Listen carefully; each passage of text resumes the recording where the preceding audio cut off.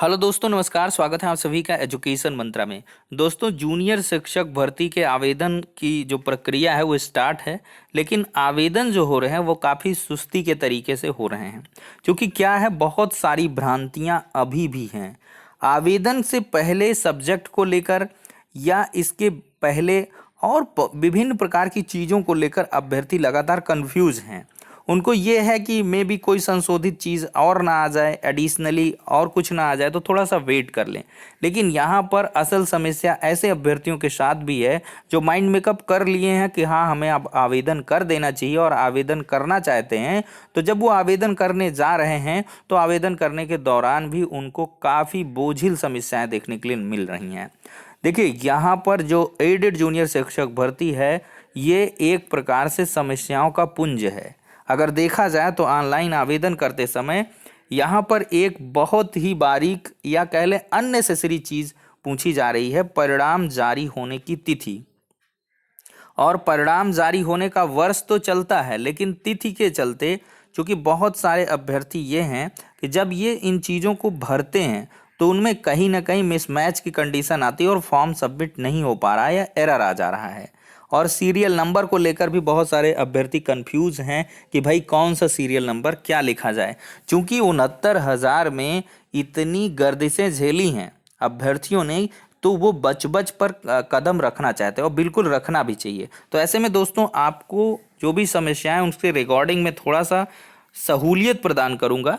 देखिए दोस्तों, यहाँ पर आप एक क्लियर कट फंडा मान के चलिए कि जो हाई स्कूल है आपका, या इंटरमीडिएट है, या ग्रेजुएशन है, या बीएड है, बीटीसी है, सब में अगर देखा जाए तो जो सर्टिफिकेट में अंकित डेट है उसको आप डालें तो ज़्यादा बढ़िया है। क्योंकि सर्टिफिकेट जो डेट होती है वो यूनिफाइड होती है। एक तरीके से सबको सर्टिफिकेट एक डेट पे जनरेट होता है। मैं स्पेशली यहाँ पर अभी और चीज़ें क्लैरिफाइड करूँगा।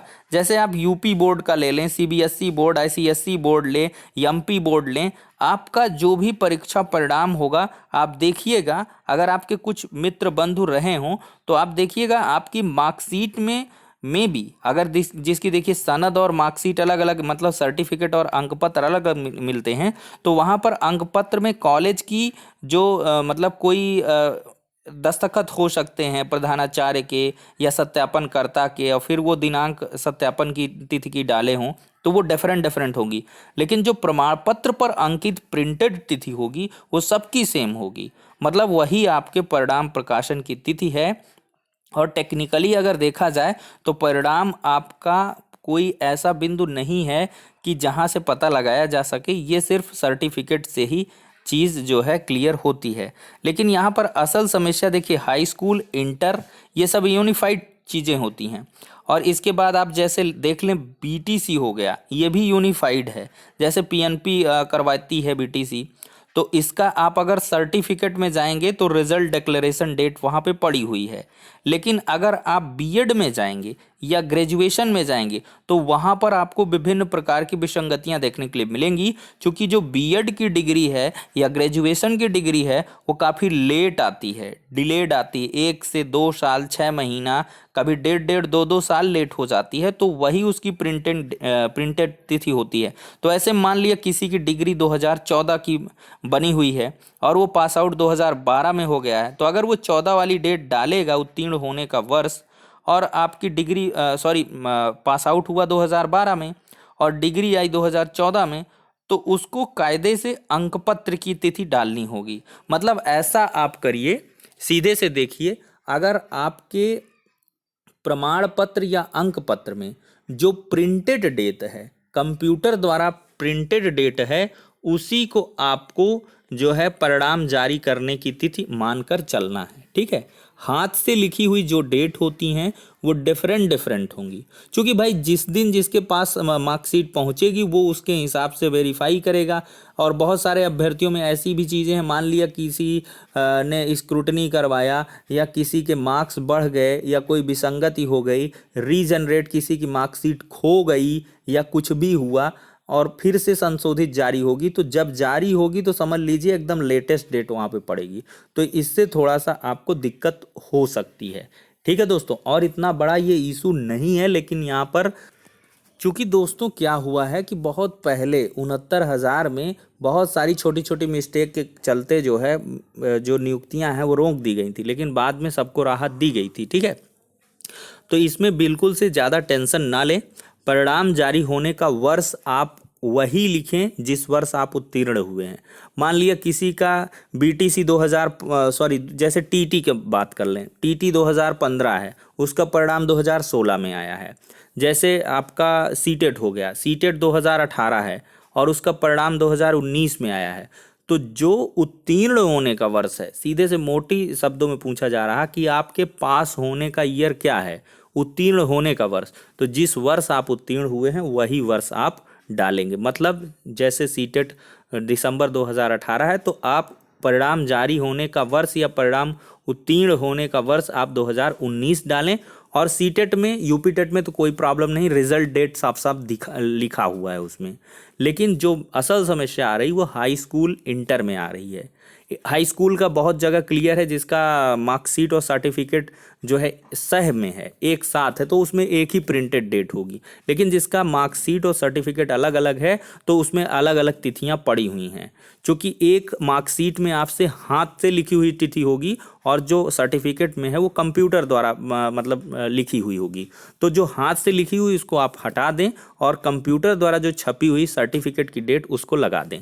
और डिग्री में आप देखेंगे कि जो बीटीसी सॉरी जो आपका ग्रेजुएशन का डिग्री है या आपका जो बीएड का डिग्री है, उसकी डिग्री की जो तिथि है, बहुत को तो डिग्री मिली ही नहीं, तो आप सीधे से अंक पत्र का डाल दें। ठीक है, क्लियर कट फंडा रखिए। और बीटीसी का आप ध्यान रखिएगा, बीटीसी का सर्टिफिकेट में जो डेट पड़ी है वो होगी, क्योंकि बीटीसी बहुत सारे अभ्यर्थियों ने कर रखी है। आप देखेंगे बीटीसी का बहुत सही काम है, बीटीसी का जो सर्टिफिकेट में डेट है एक्चुअल उसी दिन आपका रिजल्ट भी आया हुआ था। ठीक है, टीटी का भी क्लियर है ही, टीटी और बीटीसी का एकदम क्लियर है। लेकिन बीएड और ग्रेजुएशन सबका डिफरेंट डिफरेंट होता है। कई कई संस्थाएं हैं, कई कई मतलब यूनिवर्सिटी हैं, सबका अलग अलग फंडा है, अलग अलग उनकी प्रक्रियाएं हैं। अपडेटेड भी नहीं है, बहुत सारी यूनिवर्सिटी 2-2 4-4 साल डिग्री ही नहीं देती। तो ऐसे में उनके लिए दिक्कत है। तो वो मार्कशीट का अपना जो है जो परिणाम जारी होने की तिथि उसमें लिखी हुई उसको अंकित कर दें और इसको लेकर ज़्यादा बिल्कुल परेशान ना हो। ठीक है, इतनी सी बात है, आपका फॉर्म सबमिट हो जाएगा, कोई प्रॉब्लम नहीं आएगी।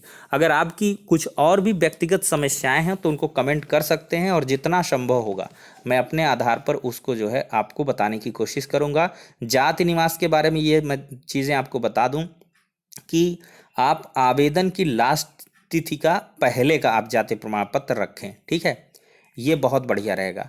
बाद वाले में देखिए लफड़ा हो सकता है, क्योंकि 1,000 अभ्यर्थी अभी भी बाहर हो गए थे। ये 69,000 में उनका मसला चलेगा। खैर, ये एकदम से नागवार है कि जाति प्रमाण पत्र और निवास प्रमाण पत्र के आधार पर सिर्फ इस वजह से आप नियुक्तियां निरस्त कर रहे हैं कि वो एक कट ऑफ डेट के बाद की हैं। भाई ये कौन सी बात हो गई? जाति और निवास जितना लेटेस्ट हो उतना बढ़िया होगा। लेकिन समझ सकते हैं, सरकार है भाई, उनके नियम कायदे कानून है, ये कैसे भी चलेंगे, आगे भी चल लेंगे पीछे भी चल लेंगे। लेकिन आपको अपने हिसाब से तैयार होके रहना है और जो है हर संभव परिस्थिति में अपना बचाव करना है और उसके लिहाज से ही आपको समझ बूझ के कदम उठाना है, जिससे आपको बाद में ज़्यादा जिल्लतें देखने के लिए ना मिलें। जो विवाहित कैंडिडेट हैं, वो महिला हैं, उनसे स्पेशल मैं अटेंशन करूंगा उनको कि वो पिता पक्ष का बनवा लें। क्योंकि पति पक्ष के जितने भी लगाए गए थे जाति प्रमाण पत्र, सबके नियुक्ति पत्र निरस्त कर दिए गए हैं 69,000 में। तो इस वजह से आप लोग जो है इसको चौकन्ने होकर पिता पक्ष का येन केन प्रकारेण, आप समझ सकते हैं इसका क्या मतलब होता है, बनवाएं, कैसे भी बनवाएं। ठीक है, तो फिलहाल के लिए मैंने जहाँ तक जो भी कन्फ्यूज़न आ रही थी आवेदन के दौरान, तो उनको मैंने क्लियर कर दिया है। अगर अब भी कुछ समस्या है सिर्फ और सिर्फ आवेदन से रिलेटेड, तो आप उसकी क्वेरी जो है कमेंट बॉक्स में अवश्य डालें और एक दूसरे को कम से कम जो है इसमें जागरूक भी करते रहें, जिससे कि जो है इस समस्या का समाधान हो सके और सभी लोग सकुशल आवेदन भी कर पाएँ। तो फिलहाल के लिए इस वीडियो सेशन में इतना ही। अब नेक्स्ट वीडियो में मिलते हैं, तब तक के लिए शुक्रिया, धन्यवाद। और साथ ही साथ आप लोग ध्यान दें, हमारा दूसरा चैनल एग्ज़ाम धुन है, उसमें हम लोग क्या कर रहे हैं कि स्टडी कंटेंट लगातार दे रहे हैं। एग्ज़ाम धुन, उसमें फटाफट रिवीजन हो रहा है, चाहे वो साइंस का हो, चाहे वो एसएसटी का हो। देखिए हिंदी वगैरह का तो मैं उतना अच्छा से नहीं करवा पाऊँगा, लेकिन कमिटेड जो हूँ मैं वो साइंस के लिए हूँ, साइंस का मैं करवा दूंगा। इसके बाद आपको मैं एसएसटी का करवा दूंगा, और इसके बाद जो जीके जीएस का मिक्स पार्ट है सबका, इसको मैं करवा दूंगा। ठीक है दोस्तों, इतने पार्ट में कवर करवा दूंगा, समय बहुत कम है, और बाकी की आप प्रिपरेशन करते रहिए। ठीक है दोस्तों, तो फिलहाल के लिए नेक्स्ट वीडियो में मिलते हैं।